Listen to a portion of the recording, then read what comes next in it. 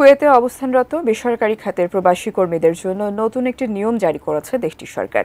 এই নিয়মের আওতায় কুয়েতের বাইরে যাওয়া বা বিদেশ ভ্রমণের আগে প্রত্যেক প্রবাসীকে তাদের নিয়োগকর্তাদের কাছ থেকে অনুমতি বা এক্সিট পারমিট নিতে হবে। আগামী ১ জুলাই থেকে এই নতুন নিয়ম কার্যকর হবে। আরব টাইমসের এক প্রতিবেদনে বলা হয়েছে, শ্রমিক ও নিয়োগকর্তা উভয়ের অধিকার সুরক্ষা এবং অভিবাসন নিয়ন্ত্রণ ব্যবস্থাকে আরও শক্তিশালী করতেই এই নতুন বিধান চালু করা হচ্ছে। জনশক্তি বিষয়ক পাবলিক অথরিটি জানিয়েছে, এক্সিট পারমিটে কর্মীর ব্যক্তিগত তথ্য, ভ্রমণের তারিখ এবং ব্যবহৃত পরিবহনের ধরন উল্লেখ করতে হবে। পুরো প্রক্রিয়াটি নির্ধারিত একটি অনলাইন প্ল্যাটফর্মের মাধ্যমে ইলেকট্রনিকভাবে সম্পন্ন করতে হবে, যাতে প্রশাসনিক সহজতা ও তথ্যের নির্ভুলতা নিশ্চিত করা যায়। কর্তৃপক্ষ আরও জানিয়েছে, এই পদক্ষেপের মূল লক্ষ্য হল প্রবাসীদের যথাযথ প্রক্রিয়ায় দেশ ত্যাগ নিশ্চিত করা, নিয়োগকর্তার পূর্বানুমতি ছাড়া শ্রমিক পালিয়ে যাওয়ার প্রবণতা কমানো এবং উভয় পক্ষের নিরাপত্তা ও স্বার্থ রক্ষা করা।